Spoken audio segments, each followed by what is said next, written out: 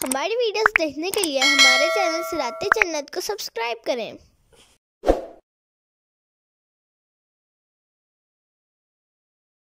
قل للذین آمنوا یغفروا للذین لا یرجون ایام اللہ لیجزی قوما بما كانوا یکسبون۔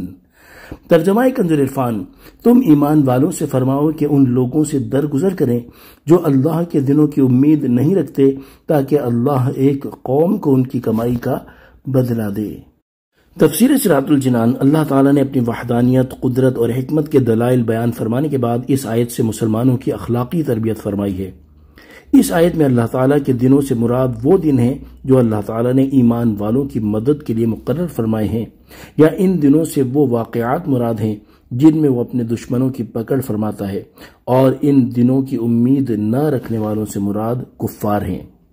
آیت کا معنی یہ ہے کہ کفار سے جو ایذا پہنچے اور ان کے کلمات جو تکلیف پہنچائیں، مسلمان ان سے درگزر کریں اور ان سے جھگڑا نہ کریں تاکہ اللہ تعالیٰ اس قوم کو ان کے احسانات کا بدلہ دے جنہوں نے دشمنوں کی طرف سے ملنے والی اذیتوں پر صبر کیا۔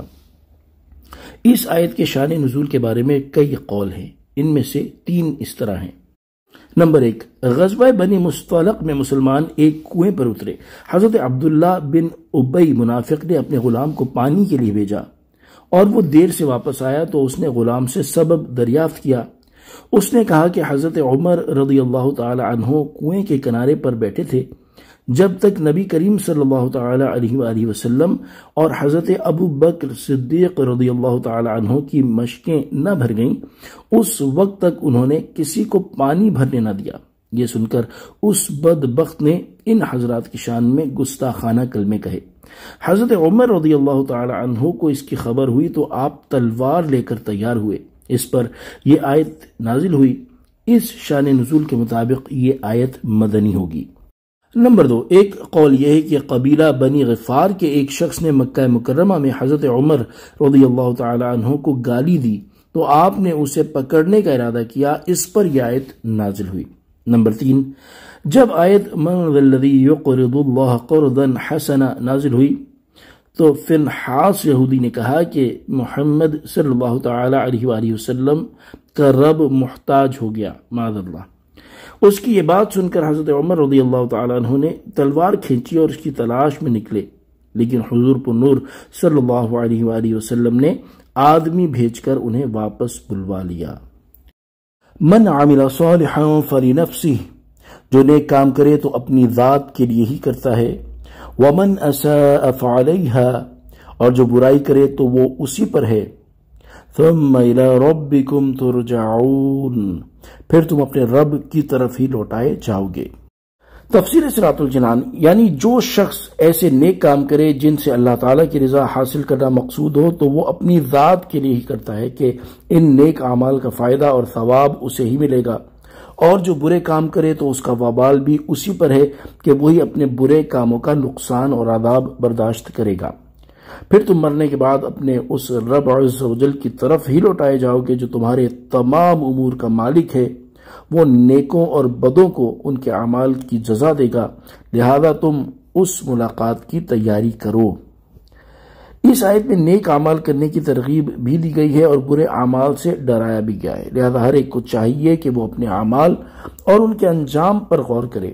اگر کوئی نفس و شیطان کے بہکاوے میں آ کر برے اعمال میں مصروف ہو تو اسے چاہیے کہ برے اعمال سے سچی توبہ کر کے نیک اعمال شروع کر دے تاکہ ان کی سزا سے بچ سکے، اور جو برے اعمال سے بچتے ہوئے نیک اعمال میں مشغول ہو تو اسے چاہیے کہ مزید نیک اعمال کرے تاکہ آخرت کا توشہ زیادہ سے زیادہ جمع ہو جائے۔ نیکی کا فائدہ اور گناہ کا نقصان نیکی اور گناہ کرنے والے کو ہونے کے بارے میں ایک اور مقام پر اللہ تعالیٰ ارشاد فرماتا ہے۔ ترجمہ، اگر تم بھلائی کرو گے تو تم اپنے لیے ہی بہتر کرو گے، اور اگر تم برا کرو گے تو تمہاری جانوں کے لیے ہی ہوگا۔ اور ارشاد فرماتا ہے، ترجمہ، جس نے کفر کیا تو اس کے کفر کا وبال اسی پر ہے، اور جو اچھا کام کریں وہ اپنے ہی کے لیے تیاری کر رہے ہیں۔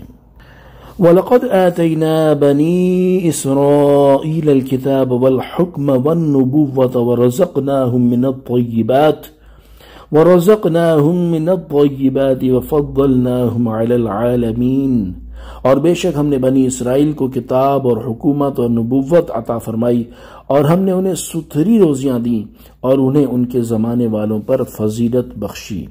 تفسیر صراط الجنان۔ اس آیت میں اللہ تعالیٰ نے اپنے حبیب صلی اللہ تعالیٰ علیہ وآلہ وسلم کو تسلی دیتے ہوئے ارشاد فرمایا کہ اے پیارے حبیب صلی اللہ تعالیٰ علیہ وآلہ وسلم، آپ اپنی قوم کے کفر پر غمزدہ نہ ہوں، اور اپنی تسلی کے لیے بنی اسرائیل کے حالات میں غور فرمائیں کہ ہم نے بنی اسرائیل کو تورات عطا فرمائی، انہیں حکومت دی، اور ان میں بکثرت انبیاء علیہم السلام پیدا کر کے نبوت کی عظیم نعمت سے سرفراز کیا۔ ہم نے انہیں فرعون اور اس کی قوم کے مال و دولت اور شہروں کا مالک کر کے اور ان پر من و سلوہ نازل فرما کر وسعت کے ساتھ حلال رزق عطا فرمایا۔ انہوں نے ان کے زمانے میں جہان والوں پر فضیلت بخشی، لیکن انہوں نے ان نعمتوں کا شکر ادا نہیں کیا۔